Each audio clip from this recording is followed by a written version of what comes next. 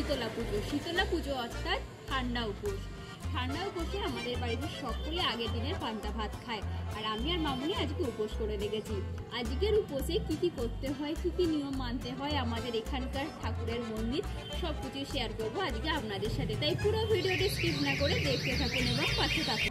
আমি এখানে স্নান সেরে নতুন শাড়ি পরে রেডি হয়ে নিয়েছি। এবার যাব ঠাকুরের থালিটি সাজিয়ে দেওয়ার জন্য। ঠাকুরকে কি কি দিয়ে পুজো দিতে হয় চলুন দেখে নিই। আর প্রত্যেকটা নিয়ম আছে আজকের এই ভিডিওতে, তাই পুরো ভিডিওটি স্কিপ করবেন না। কোনো জায়গায় পুজো দেওয়ার আগেই আমাদের বাড়ির সর্বপ্রথম নিয়ম হলো বাড়ির ঠাকুরকে আগে পুজো দিতে হয়। তাই সকালবেলায় স্নান সেরে চলে এলাম ঠাকুর ঘরে আমার গৃহদেবতার আরাধনা করতে। আমার লক্ষ্মী ঠাকুর, আমার রাধাকৃষ্ণ, আমাদের সকল দেবতাকে আরাধনা করে প্রদীপ দিয়ে আরতি করে মালা পরিয়ে খেতে দিয়ে তারপর আমি মা শীতলার পূজা অর্চনার জন্য থালি সাজাতে বসলাম। পুজো সারার পর মালা নিয়ে চলে গেলাম দাদু ঠাম্মির গলায় মালা দিতে। তারপর ঘরে বসে একটু আলতা পরে নিলাম। 5 রকম ফল, আলতা, সিঁদুর, দই, মিষ্টি, ধূপ, মোমবাতি আর নতুন শাড়ি দিয়ে মাকে পুজো দিতে চললাম। শীতলা পুজো শুধুমাত্র গ্রামের মানুষের মধ্যেই আবদ্ধ নয়, গোটা ভারতে পূজিত হন দেবী শীতলা। দক্ষিণ ভারতের কয়েকটি এলাকা বাদ দিয়ে সর্বত্রই শীতলার আরাধনা হয়। স্কন্দ পুরাণ অনুযায়ী শীতলার উল্লেখ আছে, সেখানে তাকে গুটি বসন্তের নিয়ন্তা হিসেবেই দেখানো হয়েছে। যজ্ঞের আগুন থেকে তার উদ্ভব এবং ভগবান ব্রহ্মা কেবল তাকে নয়, তার সহচর জরাসুরকেও পুজো করার জন্য মানব জাতিকে উপদেশ দিয়েছিলেন। গুটি বসন্ত 1980 সাল নাগাদ পৃথিবী থেকে নির্মূল হয়, কিন্তু তার আগে বহু বছর ধরে এই মরণ অসুখ বলি হয়েছেন কোটি কোটি মানুষ।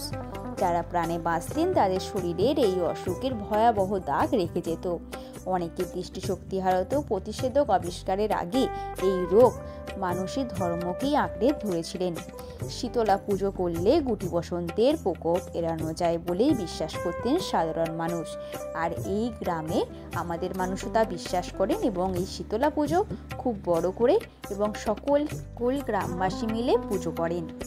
কথাই আছে না, বিশ্বাসে মেলায় বস্তু, তর্কে বহুদূর। তাই প্রত্যেক গ্রামবাসীর মনের বিশ্বাস অনুসারে মা সকলের রক্ষাকর্তা। শীতলার ক্ষমতা নিয়ে অনেক গল্প আছে হিন্দু পুরাণে। 11টা নাগাদ চলে গেছিলাম পুজো দিতে। আর এটা আমাদের বাড়িতে পেঁপে, কত বড় পেঁপে গাছটি হয়েছে দেখুন। তারপর বিকেলে গেছিলাম পুষ্পাঞ্জলি দিতে। তখন গ্রামের প্রত্যেক মানুষ সেখানে চলে এসেছে। কত মানুষের সমাহার সেখানে। সামনেই আছে শিব মন্দির, বাবার সামনেই মা শীতলার মন্দির, সেখানেই পূজিত হন মা শীতলা দেবী। এখানে কিছুক্ষণ পর হবে ধুনো পোড়ানো। আর মায়ের বেদির ওপরে মায়ের ঘরটি সাজানো হয়েছে কত সুন্দরভাবে। সামনেই হোমের ডালা। সকালবেলা এখানে ছাগল বলি অবধিও হয়েছে। এটা হলো আমাদের গ্রামের একটি রেওয়াজ, ধুনো পোড়ানো। সকাল থেকে উপোস করে নতুন বস্ত্র পরে মাথায় নতুন গামছা দিয়ে নতুন সরায় ধুনো পোড়ানো হয়। এই রীতি অনেক দিন ধরেই আমাদের গ্রামে পালিত হয়ে আসছে। এই শীতলা পুজোতে প্রথম এই ধুনো পোড়ানো হয়, আর একবার হয় বৈশাখ মাসে, যখন আমাদের এখানে হরিনাম হয়। তারপর মায়ের কাছে হোমের যজ্ঞ শুরু হলো। কথায় আছে হোমের তাপ নিলে শরীর সুস্থ থাকে। কত পুজোর সমাহার এখানে দেখুন। আর পাশেই হয়েছে ছোট্ট করে একটি মেলা। গ্রামের কোনো অঞ্চলে পুজো হলেই পাশে একটি করে মেলা ঠিকই বসবে। সেখান থেকে গ্রামের মানুষ একটু জীবিকা অর্জন করতে পারে। পরের দিন প্রথমেই ওয়াশিং মেশিনটি চালিয়ে দিলাম, কারণ অনেক জামা কাপড় নোংরা হয়েছে। দেখুন, এক ছাদ জামা কাপড় রোদে পড়েছে। তারপর বাবি বাজার থেকে পুঁটি মাছ আর মাংস নিয়ে এলো। আজকে পুঁটি মাছ ভাজা, ভাত, আলু সেদ্ধ, ডিম সেদ্ধ সকালের ব্রেকফাস্ট। কারণ 2 দিন উপোসের জন্য ভাত খাওয়া হয়নি। তাই প্রথমেই সকালবেলা ভাত বসিয়ে দিয়েছিলাম ব্রেকফাস্টের জন্য, আর বাবি আর আমার হাজবেন্ডের জন্য ছিল ডিম পাউরুটি। তারপর মাংসটা বসিয়ে দিয়েছিলাম, মাংস এখানে সেদ্ধ হয়ে গেছে। আজকে তাড়াতাড়ি করে রান্না কমপ্লিট করে নিয়েছি, তার কারণ হলো আজকে একটি কাকিমাকে আসতে বলেছি ঘরে একটি মাটির উনুন করব বলে। আমি হাঁড়িতে মাটির উনুন করতে পারি, কিন্তু এরকমভাবে উনুন করতে পারি না, তাই কাকিমাকে ডেকে এনেছিলাম যাতে উনুনটা ছাদে বা অন্য কোথাও সঙ্গে সঙ্গে নিয়ে যেতে পারি, সেই জন্য একটি বালতিতে উনুনটা করেছে। কত সুন্দরভাবে কাকিমা উনুনটি করছে দেখুন। চলুন পুরো উনুনের কাজটি আজকে আপনাদের দেখাবো, কিভাবে উনুন করতে হয়। আমার ভিডিও দেখে আপনারাও শিখে নিতে পারবেন, যেমন করে আমিও শিখে নিচ্ছি।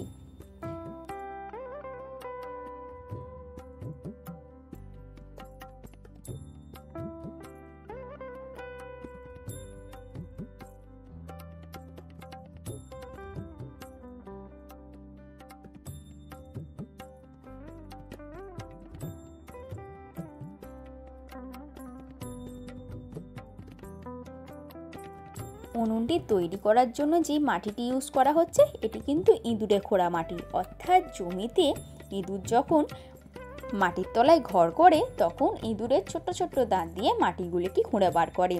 সেগুলো বেশ নরম মাটি হয় এবং কোনো কাঁকড় বালি থাকে না, তাই জন্য এই মাটি দিয়ে খুব সহজে উনুন তৈরি করা যায়, আর খুব তাড়াতাড়িও এই মাটিগুলি শুকিয়ে যায়। ধরুন আজকে উনুন করলে কালকে আপনি এই উনুনে রান্নাও করতে পারবেন। দেখুন উনুনটি কত সুন্দরভাবে কাকিমা করে দিল, আর কি তাড়াতাড়ি করলো, 5 মিনিটের মধ্যে উনুনটি কমপ্লিট হয়ে গেল। আপনাদের মধ্যে কারা কারা উনুন করতে পারেন অবশ্যই কমেন্টে জানাবেন। আর আজকের ভিডিওটি কেমন লাগলো লাইক কমেন্ট সাবস্ক্রাইব করে কমেন্টে জানাতে ভুলবেন না।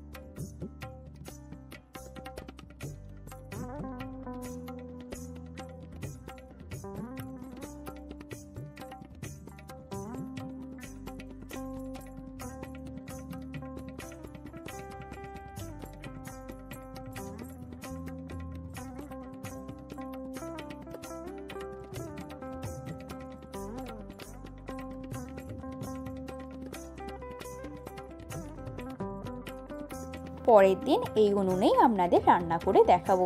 আজকের ভিডিওটি ভালো লাগলে লাইক কমেন্ট সাবস্ক্রাইব করে দেবেন, আর যারা আমার চ্যানেলে নতুন অবশ্যই লাইক কমেন্ট করে বেল আইকনটি ক্লিক করে দেবেন, যাতে ভিডিও ছাড়ার সাথে সাথে আপনার কাছে নোটিফিকেশান চলে যায়। দেখা হবে পরের ভিডিওতে।